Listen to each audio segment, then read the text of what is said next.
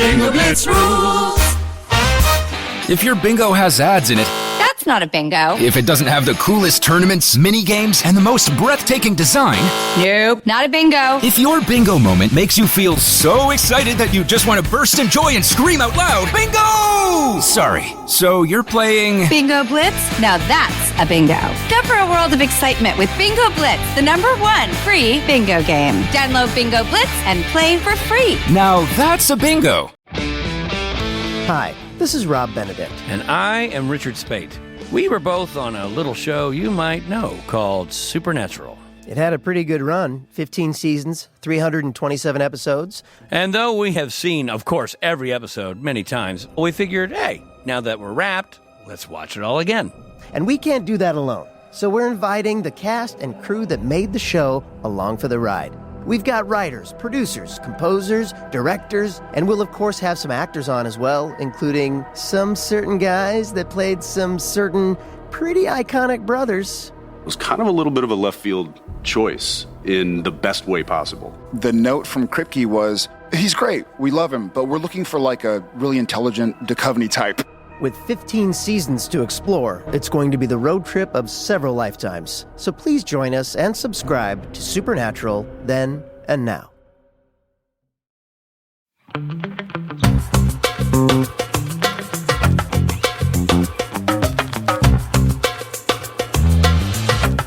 Hello, welcome to another episode of Don't Blame Me. I'm Megan Rinks. This is my co-host, producer, Melissa D. Montz. I am a college graduate. I am smart. I know about taxes. I'm from Arkansas. Man, I do not know about taxes. More than me. I have an accountant that knows about That's taxes. true. I am responsible. I can do math. What else? I am short. I am. You are short. I am. What else? What are other fun facts about you? My favorite color is pink. I was in we both were in sororities. I had a good experience in my. I still am. I'm an active alum in my sorority. I mean, that's enough. That's pretty. That's where our differences. I'm Megan. I am tall. I am white. That is true. I have IBS. Oh my God. If we want to go down that road, fucking shit. Yeah, exactly. Literally lots of shit. I get questions on the daily. People are like, can you let me know how to deal with IBS symptoms? I'm like, do I look like I'm doing a good job? Ask anyone with IBS. Like, they're like, how do you nobody with IBS, unless they're lying and they're a part of an MLM pyramid scheme, who's like, I just started using these shakes and this essential oil. And nobody with IBS is thriving. Check on your friends with IBS because they are struggling every day. Every day is a fucking disaster. Oh, that was fun. I saw such a good TikTok of this black guy being like, I'm not racist. My refrigerator is white. I saw it. And it was so funny. He's like, and that's on Whirlpool. And I was like, it was so... Sometimes I see these TikToks of people and I was like, if you are not an actor, you should be an actor because that was a performance. There's people that I've written down that I'm like, you're a writer, even if you don't know that you're a writer. And if I ever sell something, you have to come be part of the show. The amount of talent on TikTok is baffling. And the vast amount of people who get famous, the people who get blow up, get famous on TikTok, don't have an immense amount of talent. And if they do, they probably that's not even talent. They stole things from other people. Well, I'm not even gonna say people who are stealing, the white girls who are stealing dances from black creators. I'm gonna say though, but their renditions I would not call. That's why I took it back from talent. Yeah, it's like tracing. It's like watering down. Some lemonade. Well, and the biggest issue with TikTok and all of that, you can blow up and have big numbers. It does far more often happen to white people. You're not getting the opportunities. That's the thing that every time I see a TikTok of a creator who's like, I'm finally able to move to LA. It's all of the white ones who are like, I'm finally able to do blah, blah, blah. And I'm like, some of them even have less followers than people of color who I follow who are immensely more talented. But it's just you don't get those brand deals. And I do love supporting my favorite TikTokers. And me too. I love TikTok. Also, I've accidentally got onto our Don't Blame Me TikTok a few times. And I'm like, what is this? Because we have none of it because we just post on there. What is wrong with TikTok? They have messed up my algorithm. Shit, this makes no sense. Shameless plug, follow us on TikTok, our personals, and then we also come for the podcast. And we have to make our one that we said we're going to make today. We won't forget. We're an advice podcast. We give great fucking advice. It's the best. It's tough love, but some people think it's... mean. Some people are, here's the thing. I want to say some people are soft. No, those people aren't soft. Some people are lingering Republicans who are trying to stay around and play the victim. Call me surprised. I am baffled. Oh my God. This is so out of character. What do you mean? My rights. Fuck off. We're not salty at all. But yeah, we give wonderful advice. If you want to call in for an upcoming episode, you can leave us a voicemail at 310-694-0976. International listeners, you can send us an audio message at meghanpodcast@gmail.com. We ask that you are 18 or over, have your parents' permission to call in. Let us know your pronouns. You've got to keep the whole call under 3 minutes. Otherwise, you'll be cut off. Not by us, but by Google. We need to know your ages. We don't need to know your sun. We don't need to know your moon. We don't need to know your rising. If you have a son, it might be helpful for us to know if you have kids. If it's about a relationship, how long have you been together? Your ages. You don't have to include names. It's all anonymous, but as many details as possible. And in order to keep it under 3 minutes, just practice. Write everything down. If you don't think you need to write it down, you need to write it down. And practice, keep it under 3 minutes, and then you might potentially get a gold star or a kudos or any form of verbal praise from Melissa. Yes. I forgot to give some out last episode. There's one. Here's what I will say. You guys are crushing it. The one thing I will ask of you is you don't have to be so, just in the beginning when you were giving your ages and like how many people are in it, just a little bit slower. Like for the people who are talking so fast, because I just want to write down for that part. Age, I'm this old, this person's this old, this is pronouns, great. But it's been people have been like really listening. Yeah. And we appreciate it. Okay. Well, that's the requirements for the calls. We hope to hear from you. And I mean, we will continue to hear from you. And if you have an update, if you've called in for another episode, send us an email and we can get an update. Please. So what's new with you? Nothing. I'm just ready to go on vacation. Your hair says that you are like, first of all, your outfit, the amount of shit, the new clothes, the looks, the hair, you are so ready. I found a website that has everything that I've been looking for in my outdoor pajama quest. Not just like the one that was custom, because she only did heavier material. Oh, yeah. And I want you're a resort free flowing, like rich housewife. Well, because you prefer to be naked. So if you're wearing clothes, we're not going for heavy duty. Megan, my sister, actually found a website that's all that they carry. Well, I'm excited for you in your sexy pajamas. Thank you. But you need to make sure that you take some thirst traps. Oh, yeah. Especially now that I'll be in my house and I'll be spread out. Oh, yeah. It's going to be great. Lots of room for thirst traps. Yes. You can do lots of different locations, angles, all of it. It's going to be good. What's new with you? I mean, honestly, not much aside from being on Rush TikTok. I was on people who are on Alabama Rush TikTok. And so then I started and kind of became anti-sorority TikTok, which a lot of my For You pages now become all of that. But now in this pivot, I feel like I now need to become the responsible person teaching children these like reckless children about cocaine and fentanyl, because like everyone is commenting on all of my TikTok. There's one specific TikTok about a school that did quote unquote blow or blow. That was like, you have to either give a blowjob to a man or you have to do a line of cocaine. And it was a threat. It was never actually followed through in this instance, but it's come up multiple times. And threatening people that you have to do this kind of thing and like leading them into a basement and like screaming, running around them, pretending you're going to hit them with paddles. Like that's still like hazing and like traumatizing. Even if it's a joke, that's still mental abuse. Also, even though it wasn't forced in this specific instance, it's still a threat. And like that's still like not something you can do. But the amount of people who are like, for free coke, I go, first of all, I desperately like seeing all of these people who are like, I would do the coke, I would do the coke, I would do the coke. I'm like, okay, not to be that person. Let's talk about safe drug use, everybody. Please, for the love of God, do not do a white powdery substance or a drug that someone is forcing you to do. I need you all to start testing your drugs. The amount of fentanyl that is in cocaine now. What's going to be your code word? Coca-Cola, and the amount of The closest thing is Fenty Beauty, but I do not want to do that to Rihanna. No, Riri. You could just give it a completely different word.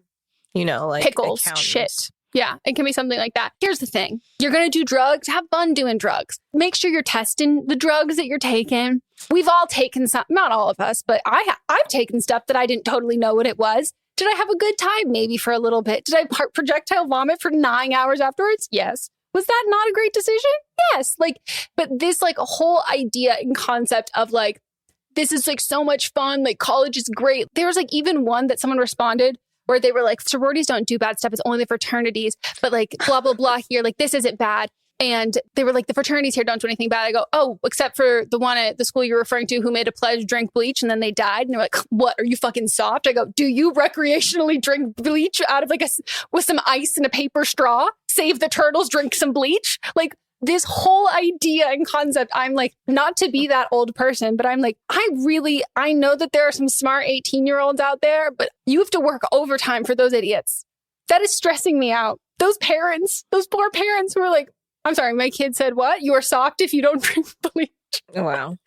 I know. It is wild. One guy was also bragging in the comments like, my college went to the Elephant Walk. What a great night. And I was like, really? Do you enjoy that? Mm-hmm. Do you enjoy that? Okay. Should we talk about maybe unpack that a little bit? Yeah. We've got some self-reflection and some learning to do. Okay, for sure. One guy also said that they had to eat a couch and like and I was like My Strange Addiction style, that like over the course of a week they had to eat a couch. And he was like, yeah, it wasn't like that hard. There was a lot of us. We had to do it in increments, but like, yeah, my poops were so shitty for like months. My sister Melanie loved eating the fillings out of couches when she was a baby until one day she started throwing up foam. You've been ratted out. My aunt she was like, where is she getting this? And then she saw like a part of the couch had been like pulled back and like a big part of the cushion from the couch. Oh my God. Hey, at least it wasn't like lead paint or anything like that. Mm-hmm. All right. So we're going to get into our update, and this is an update. I mean, she gives us all of the dates. The dates. Play the tapes. So I am the caller that was dating the guy who was almost 40, and we were from the same nonprofit. And as we started dating, he was saying he didn't want kids. So I left out details because I was trying to be anonymous. But we're both mass shooting survivors. So you guys had touched on like the trauma bonding part, and maybe this is me justifying it. I was thinking we weren't like, it's not trauma bonding specifically because it feels more like I'm not religious, but when you're dating somebody religious and you are both like, you both know you have to pray before dinner. You don't have to like have that discussion, have it be like an awkward moment. Mm-hmm. And so that's how it felt more like that. But the update is basically, as soon as I called and said it out loud to you guys, I got the ick and I was like, oh no, I'm out. And so I'd been talking to a bunch of friends about it and they were all just saying like, oh, maybe, like maybe he will want kids. And I kept saying, he's not going to want kids. It's not going to work out. But I think hearing you guys say it made it more realistic. But by the time the call came out, I had already had the ick because we had a conversation and it's been so long. I forget what happened, but something made me like, I just immediately was at his house and I was like, oh, no, I got to go. And so I cut it off in February. We do work for the same nonprofit. And I know you're not supposed to work with people you date, but and so we still work together and everything's totally fine. We're still friends. But yeah, that you guys were spot on with most everything you said. And Melissa said I wasn't going to make it 2 years. I didn't make it like 2 weeks past the call, to be honest. I was going to say, I was like, what month or like what was the timing like that you got the ick? Like how long it had been? Yeah. So we'd started talking in September. In, I think, late January, I had called you guys. And by the time the call came out, I think I wasn't even talking to him anymore. Because I was going to say my ick is 4 months. 4 months is like the threshold. And then like I could not even tell the same way. Like I couldn't tell you what happened, but I got the ick. And I am like, it's happened with every other person I've dated except for Moss. Like but it is kind of like a clockwork sort of thing. Yeah. And I like how like once you said it out loud, you're like, oh, okay, this makes sense now. Yeah. Like the second I said it, I called and I'm like, oh man, they are going to roast me. And I'm already done. I almost called back and was like, never mind, I solved it myself. Sometimes that's what it takes, though. It's to like say it out loud that it's like not to a friend or somebody who, not that like we're not trying to preserve people's feelings, but like a friend who you kind of like give like the Cliff Notes version of something. You don't have to like really like in depth explain it because they like get you or they can whatever. But when you have to like explain it to like essentially strangers or people that you're like, oh wow, now that I've said this out loud, this is, yeah, no, I don't necessarily stand by this. This is not my vibe. Yeah. And all my friends, like, I was the one in your guys' position being like, he's not going to want kids. It's not going to work out. I know that. And they were all kind of trying to be supportive and saying like, oh, well, maybe you won't want kids. I'm like, I 100% want kids. Or saying like, he doesn't know he would have them. And I'm like, I don't want somebody who doesn't want kids. Yeah. And he's 40. Like, yeah.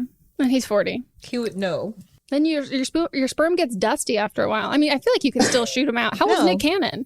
I mean, men, they can still shoot out to well, I was like going to say, 70, Nick Cannon, 80s. I think he's specifically... He's closer to my age. I don't think he's 40. Because I was like, I've never seen someone more fertile in my life. He's shooting... Yeah, 7 in a year. I know someone did a headline of being like, how did this happen? Like how, like, and he like, was like Nick Cannon responding to like how he had 7 kids in a year. And this comedian I follow quote tweeted it going, I think he had sex. Like, I think that's how he did it. He is 40. And yeah, that's the thing. I'm like, he could definitely have them still. Yeah. But yeah, so in the original call, I had said like, at first he said he wanted kids and he definitely did. Let me be clear. He definitely was like, oh yeah, I want kids. I want 4. So I was coming in high being like, I want 4. I'll settle for 2. And then as we started talking, it became a thing of like, oh, well, I would date somebody with kids. And he had already helped raise somebody's kids for a few years. And so that's where he was at. But that is definitely not what he said the first time. So no, it's trying to get you. You say what you think people want to hear. And then once it like the dust settles, you're like, oh, by the way, I'm going to retract that statement. Just like, by the way. How old are you? Yeah. Again, like, I don't remember from the original call. I'm 27. Yeah, too fucking old too. Yeah. Too fucking old. I'm sure we didn't focus on the age part because anytime there's a time we can focus on something besides the age, because all I do is rag on people who like date old dudes for free. So that doesn't make sense. I think we did. I'm sure we did a little bit. No, you actually didn't. And I was shocked at that because I was like, I was ragging on myself. I have a strict like 9-year policy older. And you guys didn't say anything about it. And I thought it was so funny. I was like, maybe I'm getting old and it's like not such a thing anymore. No, it was the other stuff. It's most definitely the fact that like that's what we come for so hard all the time. So when there's a way we can be like, I'm not coming for that. I am coming for that. Yeah. But I can like skirt around it to like, these are also issues. I do that. Yeah. True. Same when we're like somebody like break up with him or cheat on him. Or not cheat on him. My God. What is this? Call her daddy? Break up with him or divorce him. Yes. Then we try to find other things to focus on so then you can get there. I did ask him. I was like, okay, fine. You don't want to be a dad. I'll take the child support though. Just give me the money. Facts. And he liked that. So okay. I mean, that's fair. I could have got something out of it. Yeah. Some alimony. I love that. Well, I am so happy for you that this situation is not it and that like you didn't have to hear. I'm always happy when people hear our call and it's like, yeah, this is how I'm feeling. So it was less of a hard pill to swallow. Yeah. You got there first and then the call reinforced it versus us having to deliver the bad news that like it wouldn't work out. Mm-hmm. Oh, I called in expecting the bad news. I'm like, I'm all for it because I needed an ass kicking. So it was good. We love to hear that. I'm glad that it all worked out. And you guys are still friends and you can work comfortably together. And everything's still normal. So it can work sometimes. Yeah. Mm-hmm. Let me give advice to the people. No, it can work on occasion. So yeah, because you're not dating. That's how it works. The friendship part. That's how it works. You maintain that. Cool. Yeah. Well, thank you so much for giving us the update. And yeah, I think people will be very relieved to hear that you are not dating a 40-year-old. Yeah, I am too. It's always the best part of my day when I find out someone in their 20s isn't dating a 40-year-old. I'm like, oh, it's a good time. It's a good time to be alive. Yeah, if you would like to find me a husband, that'd be great. I'm looking for one, so I can't even. I'm going to let you know right now, from where you are located, I don't know what to tell you. I really don't. To be fair, I do live in town, so maybe there's hope yet. Yeah, you need to, in order to find someone who is the same political field as you, you need to find someone who works at a dispensary, but then you still got to vet them. Yeah. Because like the weird like Republican crossover with dispensaries, I'm like, what is this? Money. It is true. It's capitalism. Yep. What a time. Well, thank you so much for giving us an update. Have a good rest of your day. Thank you too. Bye, guys. Bye. I loved this update. I mean, I also love this caller. Very much on our vibe, on our wavelength.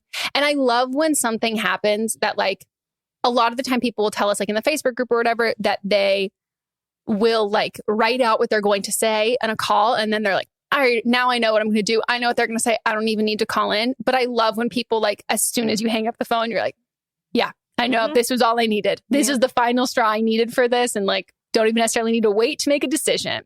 And I would like some applause and people to be proud of me for finding a way, and that was intentional in the original call, that I did not talk about their age gap. Go me. Look at me. I thought about it. Yeah. It was there, but I found a way to There are other things to look at and observe. And it just adds on. That's all it does, is just adds on to that. It's hard being so smart. I wouldn't actually know. It's not a burden that I deal with. I disagree. I'm emotionally intelligent. I'm not book smart. Yeah, but to be fair, my emotional intelligence, I'm so much funnier. And I would be too powerful. Here's the thing. If I didn't have IBS or I was book smart, I would be way too powerful. But have you seen the whole trend that everyone says on TikTok? Hot people have stomach issues. And I will say, sample size, you have stomach issues. It did just make a noise. Hot people. My sample, 2 out of 2, 100%. Case in point. Ugh. Okay. Should we get into the calls? Hi, Megan and Melissa. I'm 19 years old. My pronouns are she, her, and I am a Cancer. So I need some advice. I recently, within the past 5 months, broke off a friendship with my best friend since grade school, literally kindergarten. We've been friends. She was very toxic. She proved to me that she didn't prioritize spending time with me or checking in on me, and always would, if I ever needed advice, she would always shut me down and put her boyfriend first. And I have no problem with said boyfriend.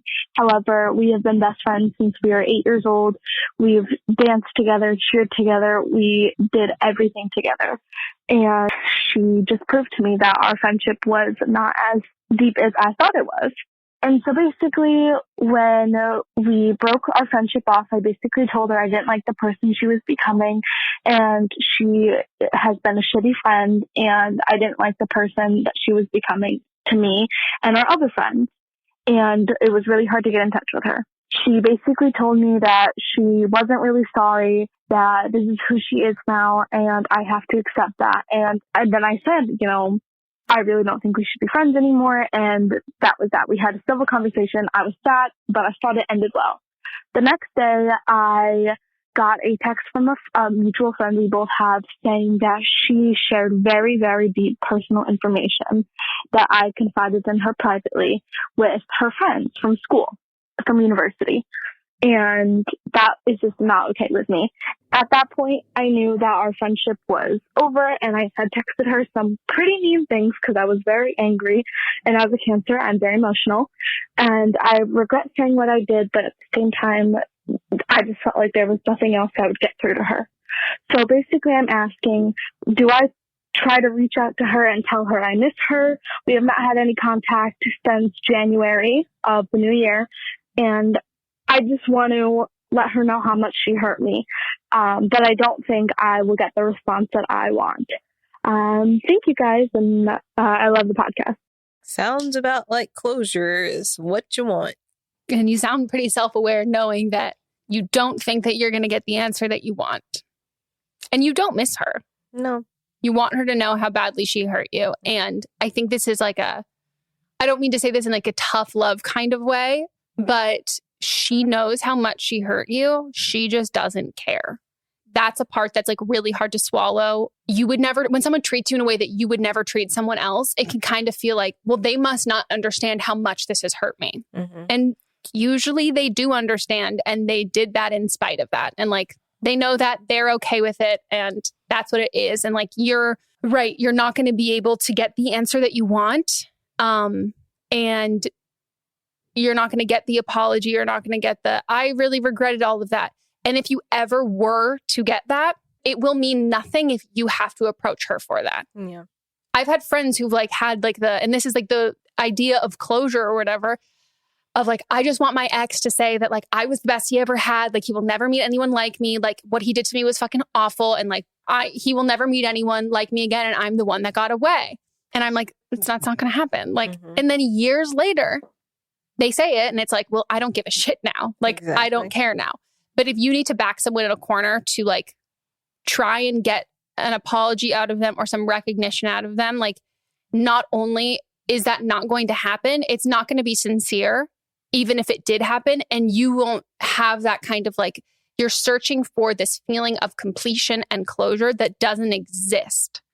It only exists in like you moving on and getting closure from the situation. And like from that relationship, she has absolutely nothing to do with that. And the less power you give her in like your journey moving on, the better. She sounds like she sucks. Yeah, well said. I got nothing else to add. Yeah. Hello, ladies. I'm a 22-year-old female, and I just recently graduated college. I have been looking for jobs this whole... As a podcast network, our first priority has always been audio and the stories we're able to share with you. But at Realm, we also sell some pretty cool merch, and organizing that was made both possible and easy with Shopify. When you think about successful businesses like Aloe or Allbirds or Skims, an often overlooked secret is the business behind the business that makes selling and, for shoppers, buying simple. For millions of businesses, that business is Shopify. That's because nobody does selling better than Shopify. It's the home of the #1 checkout on the planet. And the not-so-secret secret that's definitely worth talking about is that Shop Pay boosts conversions up to 50%. That's more happy customers and way more sales going. If you're hoping to grow your business, your commerce platform better be ready to sell wherever your customers are scrolling or strolling, on the web, in your store, in their feed, and everywhere in between. Businesses that sell more, sell on Shopify. Upgrade your business and get the same checkout we use with Shopify. Sign up for your $1 per month trial period at shopify.com/realm, all lowercase. Go to shopify.com/realm to upgrade your selling today. Shopify.com/realm.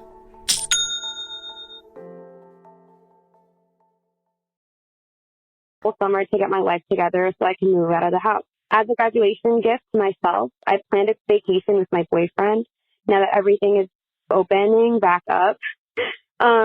We have been together for almost 2 years and he's absolutely amazing. I love him so much. After booking the trip, my best friend, who is single, began pushing me to go on a vacation with her and some of her friends for her birthday. Let's call her Sarah. After some thought, I booked the trip. I was so excited. Since then, I began to notice that when we went out, she has constantly tried to belittle me in front of my other friends.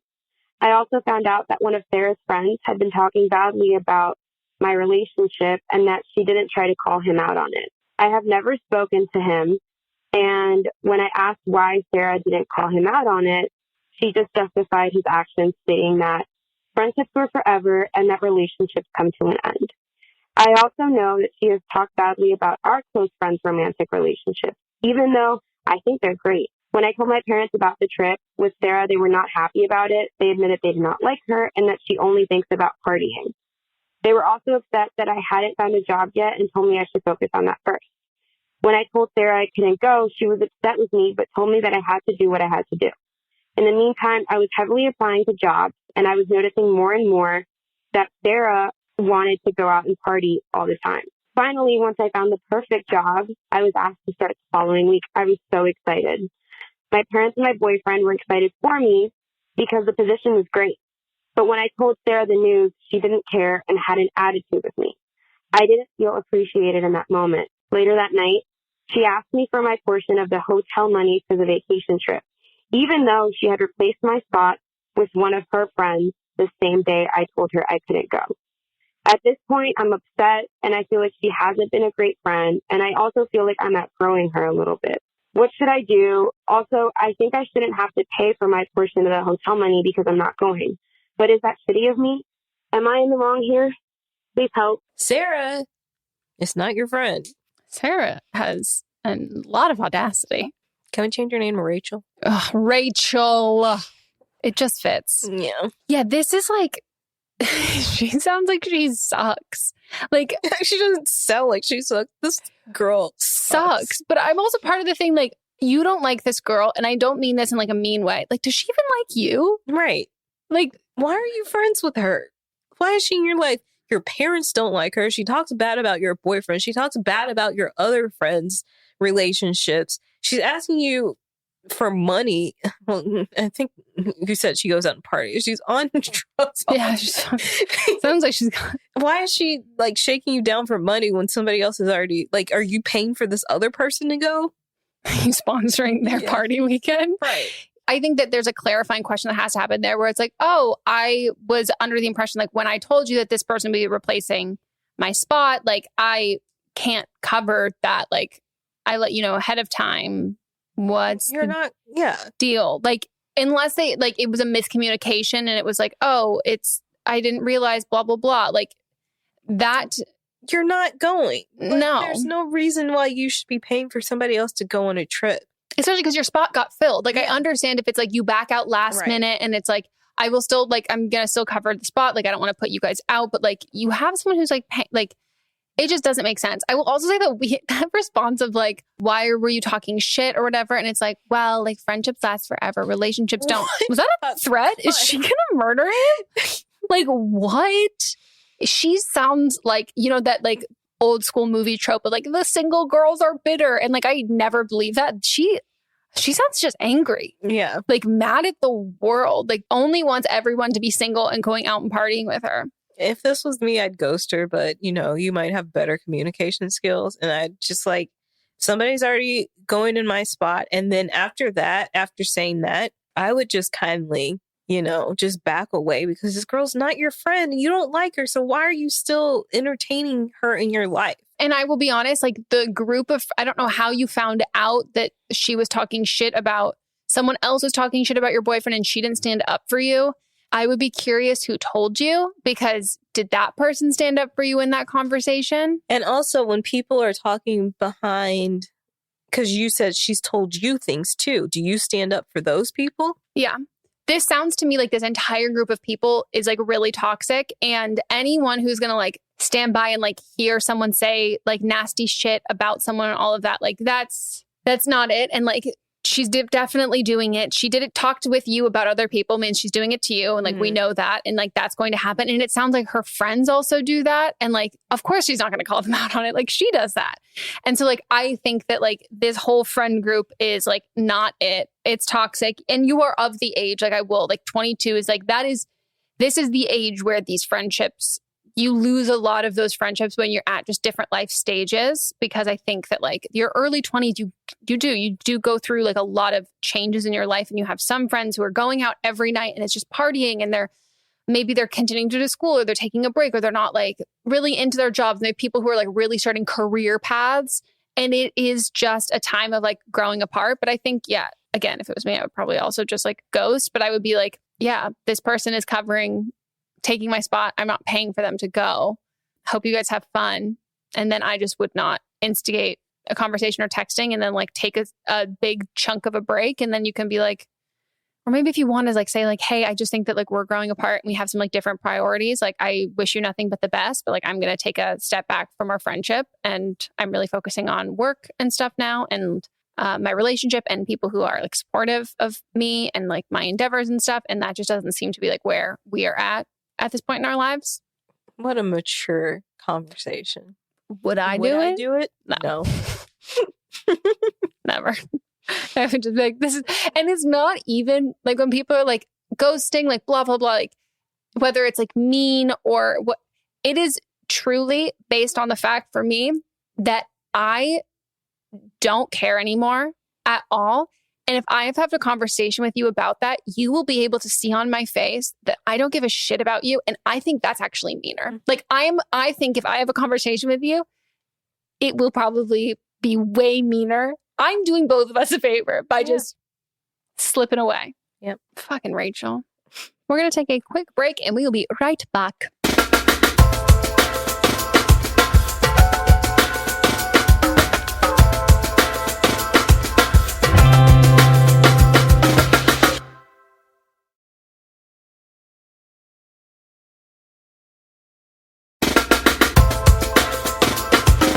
And we are back from our break. Wow. What a great break. What did you do? I sat here and I swallowed one gulp of spit. I ran a 5K, so. Ma'am, you're a liar. I saw you scribble a little line on your legal paper. Yeah, because I'm an attorney. I'm a litigator.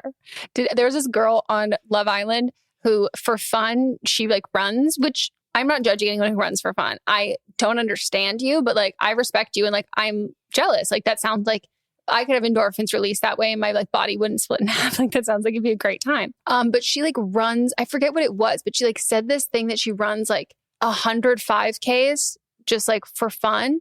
But then she said her ideal first date would be going on a run. And there's one character, Faye, who I relate to. Or person. This is not a character, this is Love Island. Then Faye, who's like someone I relate to deeply, she just turns and makes a face. She goes, that's your ideal first. That's my worst fucking nightmare. And I was like, same. You know what that means though? What? She has terrible knees. Or do you have to have great knees to run that much? Your knees break down the more that you use them.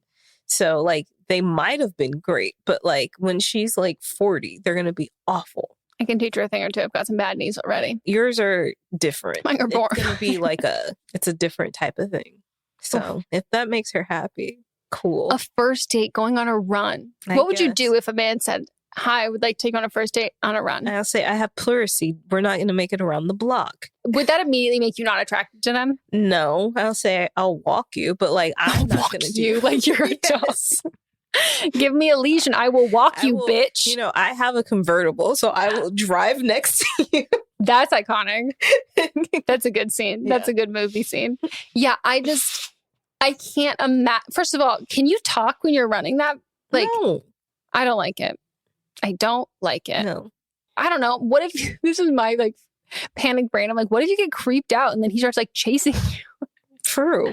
Like, I would just be like, there's a man running next to me. Like, I think it would take me I would repeatedly have to remind myself that I'm not running away from this man. Mm-hmm. And True. I'm potentially not in danger. It's like people who go on hikes on first dates with men. I'm like, no. No. No. I know someone that did, and she got creeped out when she got out the car, and then she like ended the date before. Good. It's just like, it's a big LA thing. It depends on where you are hiking in LA, but even with that, you could still be in the middle of nowhere. If you're like, let's meet in Malibu, that's going to be in the middle of nowhere by the time you get to a hiking trail. Regardless if like you have ill intentions, if you are a man and you suggest that to me, that tells me I don't care about your safety. Even if I'm not a threat, I don't care that I'm not going to make myself I'm not aware. Yeah. Like, or I'm not aware of like the struggles that women go through of like safety, or I don't care. And I think I'm so special and different that like, you're going to make this exception for me. Like it's like even Moms was saying when he would go out with girls, he was like, I'm not like that idea of like offering to pick someone up from their house. He's like, I'm not going to offer to drive to someone's house who I've never met before. Like not because I'm a dick, but because like, that's creepy. Like, I don't want anyone to feel threatened by that. Like, I'm not going to do that. And I was like, well, he did pick me up for our date, but he knew where I lived. You've known each other for a while, so it's different. My hairstylist was talking about how she was hanging out with a guy and then he got kind of weird. Or the situation kind of just like died out. And she was like, I don't want to go to your room. She didn't like, he had invited her to his room. Yeah. She was like, I'm good. Like it's midnight. I'm ready to go home.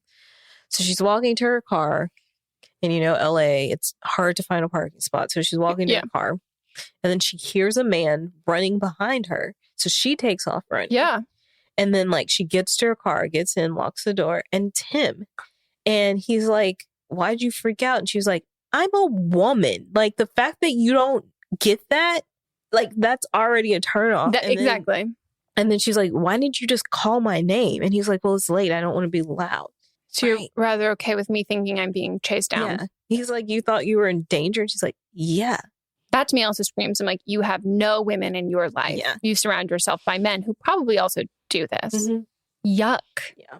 Why do men? Anyways. Should we get into the next call? Hi, Megan and Melissa. Hope all is well. Just wanted to get some advice concerning college. I wrote everything down, so it should all be good. I'm 18 and already been accepted to school that I was planning to go to. Now, I still have to pay a substantial amount after a scholarship and financial aid, Thank you, America. Then I either have to hope that the financial aid somehow pays for the whole thing, or take out some loans, which will lead to debt in the future. But another option is community college, which where I live is free for 2 years. Then I can transfer to said school and hope that I get things in order financially by then. One thing that's holding me back, though, is that I would pay the same amount either way. The scholarship I have pays for half for all 4 years if I went. But if I went for just the 2 years after the free college, I would lose the scholarship and pay full price for those 2 years, which is the same. And I don't know how much my financial aid situation will change in 2 years to still not go into debt, along with what if I hate the school and want to drop out or something. If I go now and I hate it, then I lose half. But if I go later and I hate it, then I lose the full thing. So it's pretty conflicting. And I'm going for culinary arts management entrepreneurship, if that helps change the decision or anything like that. Another thing is that culinary has been like the only like stable creative thing that I've been interested in right now. Because honestly, I'm also like really interested in like more creative things, acting, voice acting, and more content creation type things. And those things are less stable, obviously, and I don't want to end up hating those if I do manage to make them into like money making things. So culinary is like the most creative, stable thing that I feel I can do right now. And if I did do it, then I could have like the time to like do that other stuff while still being able to have stable income. My family, not super rich. You know, I work barely above minimum wage right now. So it's not like I have money to waste. So any advice on what you think I should do would be great. Also, if you want to know my zodiac, I'll give you a second to guess. Pause. All right. Okay. You're ready. I'm an Aquarius sun, Sagittarius moon, and Leo rising. Again, thanks for the advice. Be as harsh or as nice as you want. Thank you. Bye-bye. I do love your voice. So like voice acting, I like it. Yeah. And I like that you gave like time to guess. This is the way you do it. If you're going to fucking give us a zodiac sign, this is what we want. Very end, after you've given your very detailed, you wrote everything down and you give us a minute to guess. I didn't guess, but I should have because I feel like we vibe and I like you and you're an Aquarius. And that's my sister sign. Analytical. And a Leo rising, I think. And so like that's like the swap because I'm an Aquarius rising, Leo sun. What do you think about this? I don't think the money is the problem or solution either way, because you're going to, at the end of the day, you're going to end up paying the same amount no matter what. I think it depends on the type of college experience that you want. Also, I know that you're like focused on your major and stuff right now, but your first 2 years are basically taking the what's it called? General ed. Yeah, the general ed. So I don't want you to focus on that because you might, most people do change their majors once they're in college. So don't even focus on that part yet. I just think it's the type of experience that I think you want. I don't know what kind of life, like college life, the community college has versus the college life that the university has.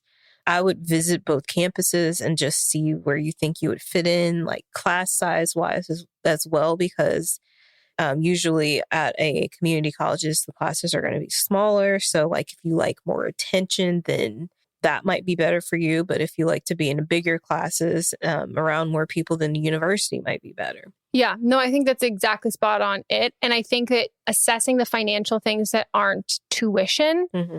So if, I don't know if you were planning on living on campus there, but college, regardless of like any financial aid, regardless of like the classes and like supplies and stuff, just the lifestyle of college is a lot more expensive than community college typically. Like you're going out, you're eating out with your friends, you're doing all of that. Are you going to feel like if you were at community college, are your social activities going to cost the same amount? Because like I know people who went to community college who like really wanted to either grind it out and focus just on school and then were able to like go to the next university that they transferred to for like a year and a half and like got all that out. But then I had other friends who like wanted it to like, they didn't want to miss out on like the fun stuff.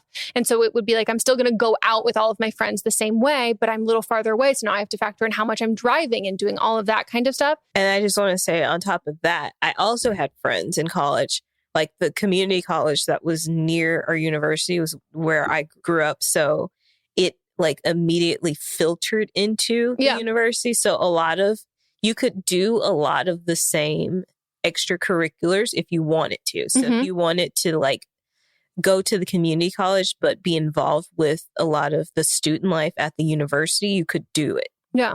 You sound really focused on what you want to do, future academic, like career, that stuff wise. And I think that like, I would really look at how hard is it to get the classes that you would want for your major at your university versus at a community college? Like, where is like, so you, the major you would want, that would have to be, you said, at your university. They don't have that same thing available there. But they probably have. Would you be able to get all your gen ed stuff done at community college? And like, to be honest, like, I don't know what the university would be, but like, it was really fucking hard to get all of your general people at my school. Like, I mean, a lot of UC's people did more than 4 years, but like, getting your general ed stuff, it was hard because there's so many fucking people. So like, would that end up actually taking you longer? Like, are you going to be on track for a 4-year degree at university if you stay there for all 4 years? Or are you more on track for a 4-year degree if you start at community college? I will say, I think if you're even open to considering community college and you're like,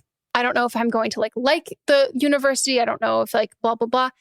I think that like, financially, it boils down the exact same way. And so I think that like, if you have hesitations and reservations about going away to school, what are those? Like, unpack all of those. And like, I, as a college dropout, am like not a proponent of like, well, I'm really like hesitant about this. I'm really worried about this, but I'm going to ignore all of my feelings about it. And I'm just going to fucking power through. That's not always the right solution. And like, I think, I mean, deep down, I knew I didn't want to go to college. All of my friends who had huge issues in college, we all knew immediately, like that was not it for us. And like, that wasn't the direction we wanted to take. But I think that like, if you are more about the degree, then I think that like, you might actually enjoy community college and being able to like, I don't know, like do a lot of other like stuff that you can do and like really take a lot of classes and like focus on academics and focus on all of that. And like, not so much of like the social side of it. But if the social side of it is something you are really looking forward to, then I think like a 4-year university is great. I would also say too, if like you're really into like culinary arts and you're really into that, like you getting a job in a kitchen or doing something, whether it's like a bakery or a kitchen or anything that you want to do with that, or having like an internship that's like really great and cool, and you're in community college and you're doing kind of both of those things simultaneously. You also don't ever have to finish at that university. You can finish online. You can finish and save money that way. So I think it's like what is your end goal? Because if your end goal is a degree, is it specifically a degree from XYZ university or a certain kind of university? Or is it more, I want to get all of this experience, I want to gain all of this knowledge, and I want to get into this field and I want a degree, but like, I don't really care where it comes from at the end of the day. I will say one more thing. Can you ask whoever is doing the scholarship, can you ask them to defer it? Because if that's the case, then you would be saving more if you started out at the community college and then went to the school. Ask them to the university, ask them if they can defer it a year or two. That seemed like a very reasonable request. Mm-hmm. Yeah. I mean, I think like if you financially, it is one of those things that's kind of inevitable that most people take out. Yeah. But there's also a lot of loopholes to things, and a lot of people don't know the questions to ask. Yeah. And there's a lot of ways to have a degree in that way. So like there are so few fields that require a degree from a certain kind of university or a certain caliber of university that like the educations are all the same. It is literally just the name. So if you're Hi, I'm Jennifer, a co-founder of the Go Kid Go network. At Go Kid Go, putting kids first is at the heart of every show that we produce. That's why we're so excited to introduce a brand new show to our network called The Search for the Silver Lining, a fantasy adventure series about a spirited young girl named Isla who time travels to the mythical land of Camelot. During her journey, Isla meets new friends, including King Arthur and his Knights of the Round Table, and learns valuable life lessons with every quest, sword fight, and dragon ride. Positive and uplifting stories remind us all about the importance of kindness, friendship, honesty, and positivity. Join me and an all-star cast of actors including Liam Neeson, Emily Blunt, Kristen Bell, Chris Hemsworth, among many others, in welcoming the Search for the Silver Lining podcast to the Go Kid Go network by listening today. Look for the Search for the Silver Lining on Spotify, Apple, or wherever you get your podcasts. Your future like job needs a college with a kind of name. That's the only time for me that I'm like, go for that. But unless you want the social side of it. Yep. I think you should go to both schools and tour and see which campus life is a little weird during these times, but see what type of campus life you like. Also, I would talk to the financial aid offices at both schools and also talk to a career counselor at both schools. And I would also talk to someone who's in the major at the school and be like, how do you feel about this? And even just like pick their brain and be like, I've been thinking about doing community college here and like this. And they can tell you like, hey, yeah, gen ed is like a fucking shit show. Mm-hmm. Get it done as much as you can. Because like a lot of people have gotten a lot of gen ed done in like AP classes and they can give you like an insight to all of that. But I personally am a big believer in like, if it's not about the social stuff and it's about like the outcome of the degree and the career field, my personal belief system is like, get whatever degree is accessible to you. And I mean, it's kind of a pipe dream to say like, I don't necessarily believe in going in debt for a degree because it is pretty standard at this point. Yep. But I think that like, if you are able to minimize the amount of debt you can go into as much as you can and get whatever degree that you can get. I think a lot of those places that like, you know, medical school or certain things that require like all these higher education that requires these specific named schools. If you don't need that, the educations are the same across the board and it's about the experience. And do you value a social experience in college? But you also do have to factor in like COVID social experience, or do you value like work experience and being able to kind of be more hands-on with that kind of stuff, potentially get an internship while you're in school or get a job or like a fellowship, do something, not a fellowship, do like, you could get a fellowship. Yeah. Like do anything that like is into that field. So you're simultaneously building connections and working towards your future career while working towards your degree. I dig it. But you got options. Hello. I am 25 years old and I have been a long time listener. I've taught a couple of times for like other things and I've listened since day one. So I have a question about polyamory. I have been married to my husband for about 8 months and we had a very tiny pandemic wedding and we are really in a great spot. And in the beginning of us dating, we both expressed an interest in being poly, and that's something that I've had experience with in the past. And he has had some experience with, not a lot, but he's actually the one that brought it up. And we're both really open people, so really love that idea. We've been listening to podcasts by Kelsey Dara and her partner Cat Flap, and have just really loved like the idea of maybe opening our marriage. So recently he told me that he would be more comfortable with me starting, I guess, like being poly, like that's going to have friends with benefits outside of our marriage, if that would be one of my guy friends, which is really interesting to me because I sort of assumed that they were off limits. But he was like, yeah, like I would feel great about that. Like I know what they are to you and you guys have a good relationship, and which I'm very excited about because like, so I'm still friends with some of my like old friends with benefits. Like he knows it's all like everyone knows everything. It's all on the table. And, so I'm excited about that concept, but I'm really afraid that once I do it, that he's going to be like devastated.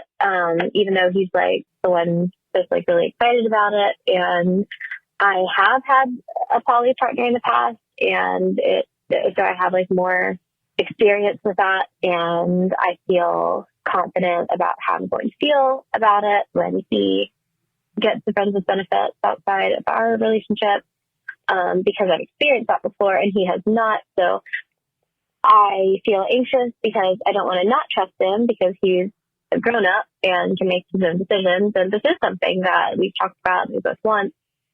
But I also don't want to do something that then is going to devastate him. So yeah, I don't know. I don't want to disrespect him and make him feel like, oh, you don't really know what you're saying. But I also don't want to do something that's going to hurt our relationship. This is odd. I have never heard of go after this person that we both know that you're friends with.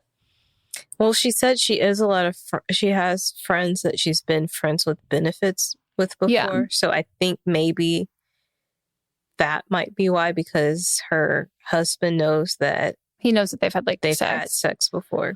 I mean, here's the thing that I know that he's saying that, and I'm not disagreeing with him or saying that he doesn't actually feel that way or anything. I just think that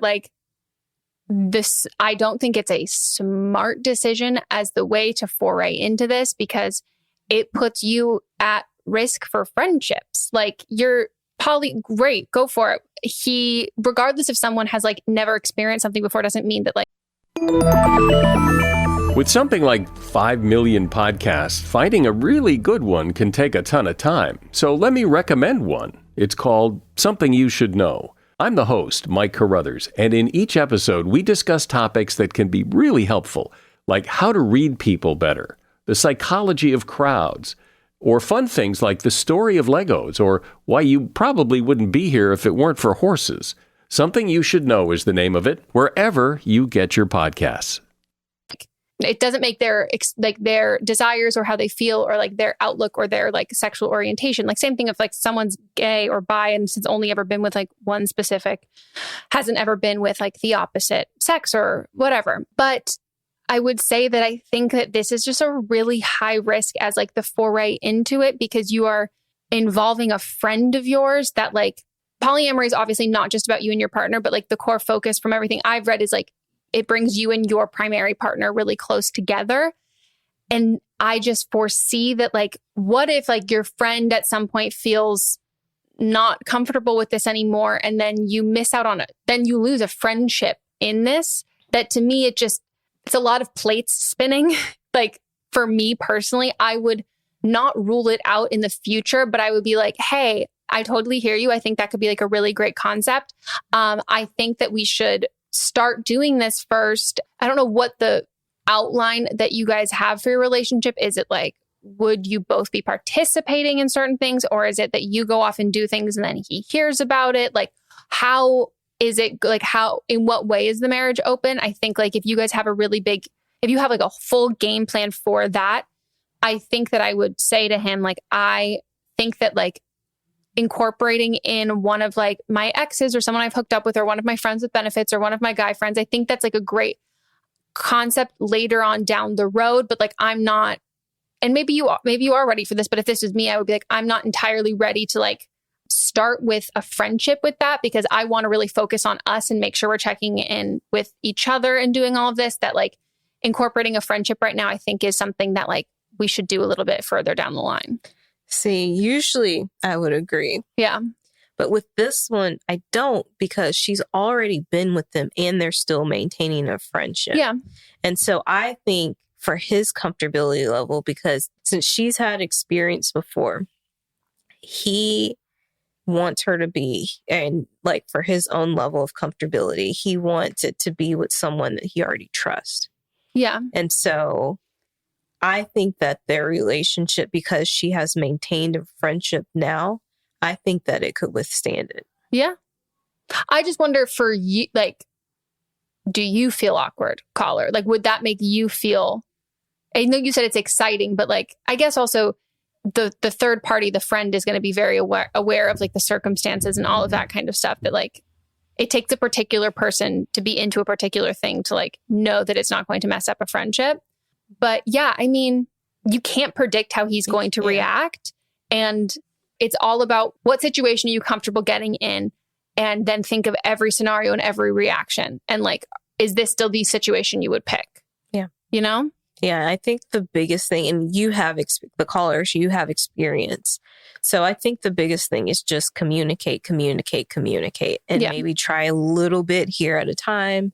I would recommend Ethical Slut, which Gabby Dunn recommended when she was on the show. And I've interviewed the lady that wrote the book a couple times, one of the ladies that wrote the book a couple times, and she's really cool and an old lady now. She's I love that. In her 70s, I would think. Iconic. And so I maybe have him read it too. You guys can read it together, have a little book club, and just figure the only way you can know is if you do it. Yeah. But be cautious. And it's minimizing the casualties there and what you're comfortable with. And I think having the conversation with him that is every possible outcome of this, even for both of you. Even like you're a little bit more worried about his reaction, but like, let's say that like you have no plans on developing feelings for this friend. But let's say like, okay, let's say I do develop feelings for this friend. What is going to happen then? Like what, like if I'm developing, do we feel comfortable if I'm developing like really romantic feelings for this person? They're around a lot. Do you feel like you want to be there? Do you want to like come up with every circumstance and every possible scenario and what you both would do in that situation? Also really include the other person you have to. Yeah, because that's also a lot for them to get into of like a married couple who you're also friends with. I think potentially, again, it's a lot to like, there's a lot to gain and there's also like potentially a lot to lose, which could be really hard friendship wise. Good luck. Best of luck. Let us know how it goes. We have time for Don't Blame Them. It is time for Don't Blame Them. This is where a caller calls in, as they do, and gives their own advice based on a previous episode that we've aired. So maybe they have personal experience with it, or they have some insight that we didn't say, or they just are here to say Megan and Melissa are completely right, or they're like, they're wrong, but they're still really hot and like that's miraculous and they're right about everything else. Wow. I mean, what beautiful brains they have. They're stunning, like so stunning. And I'm also related to Jeff Bezos and I'm going to give them money, and or I'm related to the Wayans brothers and I'm going to give them dick. Penis. Hi, Megan and Melissa. I'm 27 and I use she, her pronouns. I'm calling for a Don't Blame Them in response to the girl who called in about losing her virginity on season 8, episode 10. I thought you both gave great advice to her, and I want to share my personal story about feeling the same pressure when I was her age.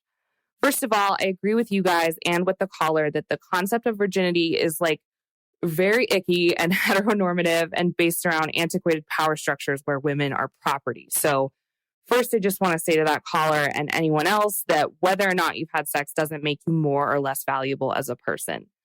Like the caller, I hadn't done anything with guys when I was 18, and I ended up having my first kiss with a boy in college when I was 20, and then not having penetrative sex for the first time till I was 24 with my long-term partner who I'm still with.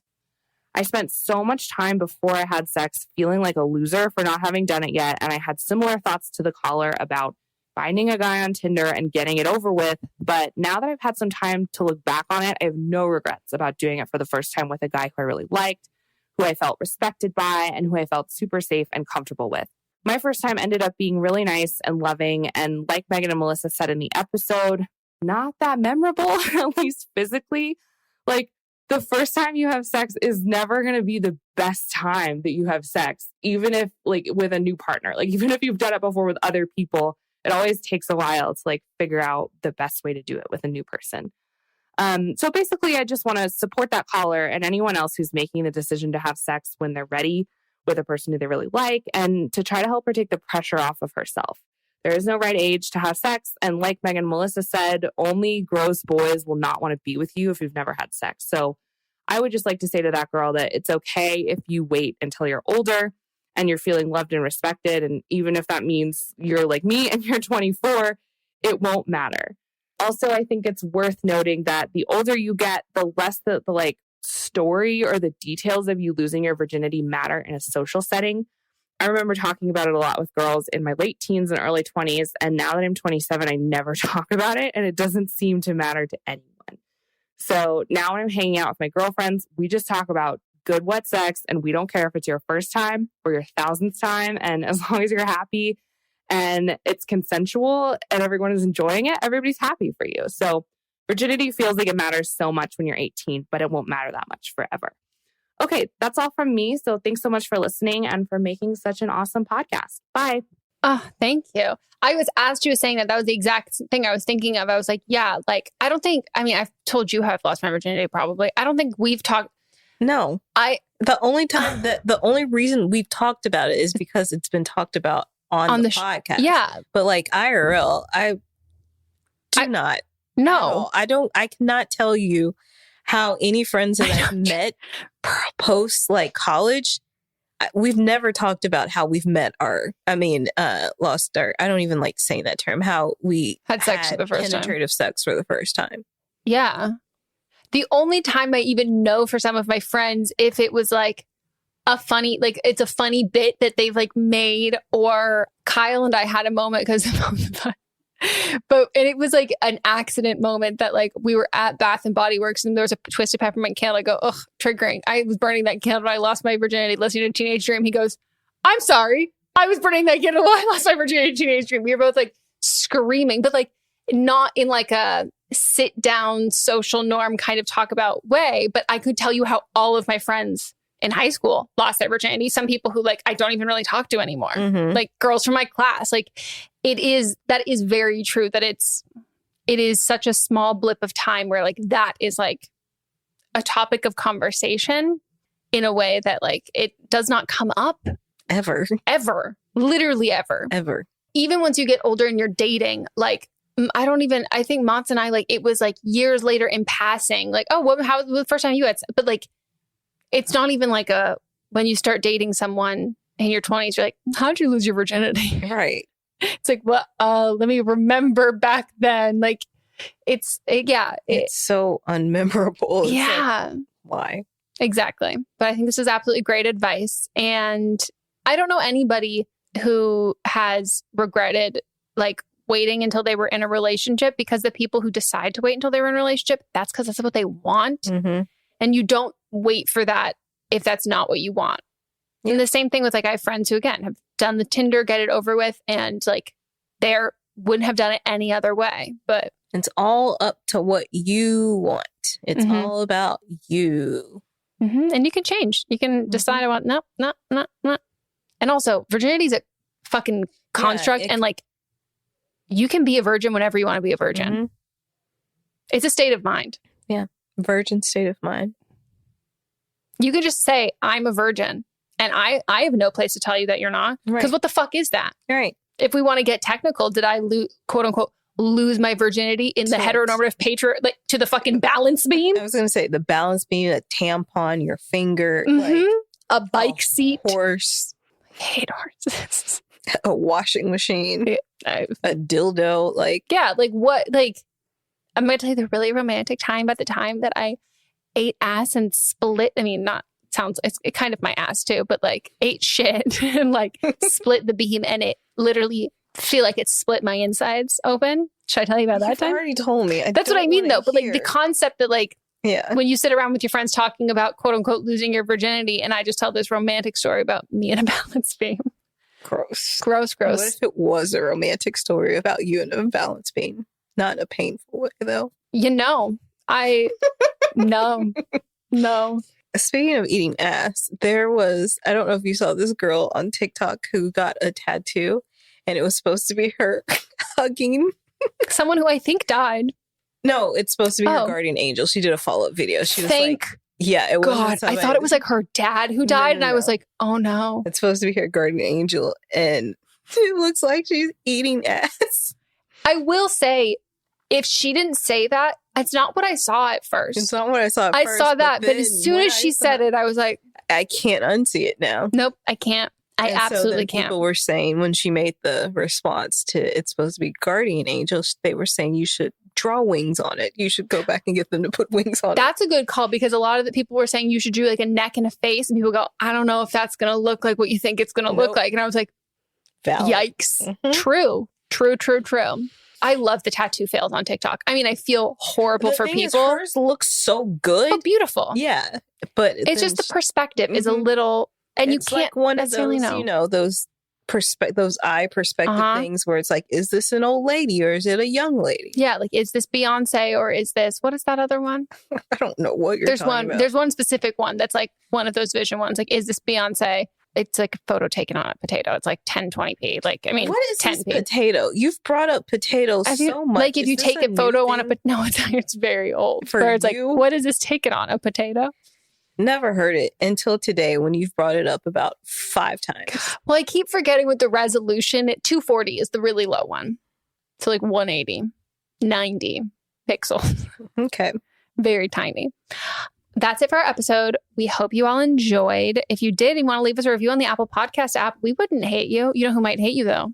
Rachel. This is going to be an ongoing joke. This is for Rachel. So if you want to leave a review, we'd appreciate it. We are also available on Patreon. We have the video versions of the podcast for only $1 a month. That is literally $12 for the entire year. And some people have paid for the year. Yeah, you can just cash money. I mean, what's your credit card? You can send you can't send us cash. We have no free to send cash. If you see me on the street, feel free to throw dollar bills. I got a Venmo. Yeah, so shoot us some money. Stop requesting money on Venmo and send me money on Venmo. Come on. And we also do live streams twice a month. They're really fun. Only $5 a month. You can support. It helps us continue the show and keep doing that, which we obviously love to do. And it's a great community and support system just to hang out. New people are joining all the time, so don't feel out of sorts or out of place. Like losing your virginity, it's never too late. It is never too late, and it is a very welcoming community. We are all very excited when there's someone new in there. There's usually always someone new. You can watch the pre-records of them, get a vibe, get a sense of it, and you're more than welcome to contribute more than $5 a month if you have deep pockets or you have a sugar daddy and you would like to make his pockets hurt. Or if you're a dom and you do financial dominance and you want to make your sub pay us. Now that's a game of telephone I like. Mm-hmm. My kink is you paying these women. I live for that. Me too. If you want to call in for an upcoming episode, leave us a voicemail at 310-694-0976. All the same rules and regulations and requests apply that I said at the top of the call. 18 or over, have your parents' permission. Let us know your pronouns. Write it down. Practice every single thing and keep it under 3 minutes. I would like to give diamonds to 2 people in this episode. I don't remember which calls they were, but you know who you are. And if you are not one of those people and you are going to self-claim that diamond, you know you're wrong. Mm-hmm. Shame on you. You know it's not embarrassing. You're not embarrassed. So embarrassing. Follow us on TikTok. We are also on Instagram. We are literally everywhere. Our website, our merch is available. It's shipping out soon. I don't know the math of this, but it's shipping out soon. It's really cute. It's really nice quality. We're obsessed with it. We've worked really hard on it. And we both wear it very often. All the time. The only reason I'm not wearing it now is because we have to turn our air off while we're recording. So it gets a little too toasty. But hey, once it gets to be blustery season in Los Angeles, and by cold, I mean 65 degrees, we'll be rocking it all the time.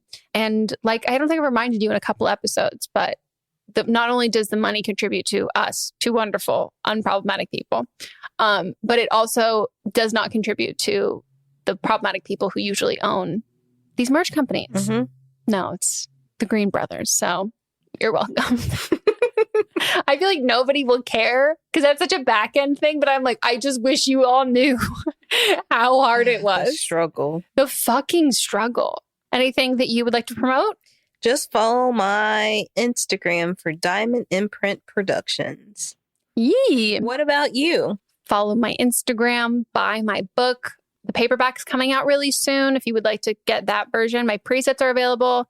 But yeah, follow me everywhere. Gnarly, dude. Totally Kyle. Do you remember that? From All That. This is All That. I did, but it probably wasn't the same iteration that you were watching. Was Amanda Bynes on? In the later seasons. I was more top of Keenan and Kel when they first. Welcome to Good Burger, home of the Good Burger. Yeah. Can I take your order? Welcome to Good Burger, home of the Good Burger. Man, take your order. Yeah, but yeah. That is it for our episode. We will see you all next time. Oh, if you're listening this all the way to the end, comment. What should they comment on the Instagram? Comment what you ate for breakfast. Okay. I'm curious. I'd like to know. Me too. Okay, goodbye.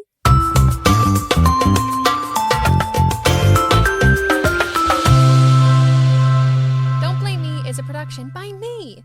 Executive produced by Melissa DeMonts and Diamond Imprint Productions. Edited by Coco Lawrence. Post-production sound by Chris Henry. Production assistance by Melanie D. Watson. Music by Ryan Hunter and Giacomo Picasso. What's up, everyone? It's Noah Daniels. Hey, y'all. I'm JJ. Hey, guys. It's Kat. And we're your hosts of the Real Hauntings podcast. We bring on guests to share their first-hand encounter ghost stories and supernatural experiences. Now on to the trailer. I've been warned to not tell this story, but I think because of the way it ends, it's okay to tell this story, because some people say that with certain entities, to like speak of them or talk about them or in any way like portray them as powerful will attract them to other people. The creepiest thing about it to me is a lot of times it would wait for me to notice it. Like it would just lay its arm out like this, and then I'd be like, where is it? Where is it? And then I'd see it, and then it would just slither back. For more information on the Real Hauntings, Real Ghost Stories podcast, make sure you check out real.fm to learn more about our podcast and many other amazing podcasts. Contained herein are the heresies of Radolf Buntwine, erstwhile monk turned traveling medical investigator. Join me as I study the secrets of the divine plagues and uncover the blasphemous truth that ours is not a loving God, and we are not its favored children.